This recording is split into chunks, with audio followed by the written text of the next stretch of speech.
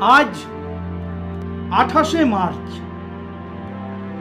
1868 খ্রিস্টাব্দে আজকের দিনেই প্রখ্যাত সমাজতান্ত্রিক বাস্তববাদী সাহিত্যের প্রতিষ্ঠাতা সোভিয়েত লেখক অ্যালেক্সেই ম্যাক্সিমোভিচ পেসকভ বা ম্যাক্সিম গোর্কি জন্মগ্রহণ করেন। তিনি গোর্কি নামটি তার সাহিত্যিক ছদ্মনাম হিসেবে ব্যবহার করতেন। রাশিয়ান ভাষায় গোর্কি শব্দের অর্থ তেতো। ম্যাক্সিম গোর্কি রচিত মা একটি কালোজয়ী উপন্যাস। তিনি 5 বার সাহিত্যে নোবেল পুরস্কারের জন্য মনোনীত হলেও একবারও তা পাননি।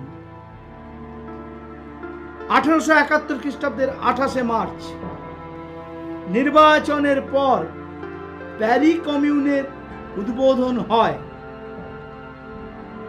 1941 খ্রিস্টাব্দের 28শে মার্চ অর্থাৎ আজকের দিনেই নেতাজি সুভাষচন্দ্র বসু গোপন সাবমেরিন যাত্রা শেষে বার্লিনে পৌঁছন।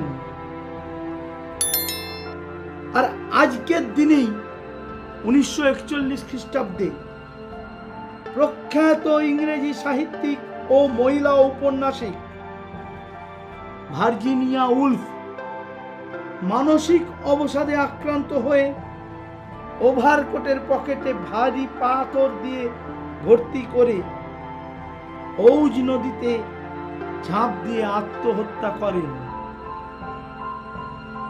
1942 খ্রিস্টাব্দের 28শে মার্চ ইন্ডিয়ান ন্যাশনাল আর্মির সংগঠক ও প্রখ্যাত স্বাধীনতা সংগ্রামী রাসবিহারী বসু জাপানের টোকিওতে ভারতকে স্বাধীন করার আহ্বান জানিয়ে ভাষণ দেন।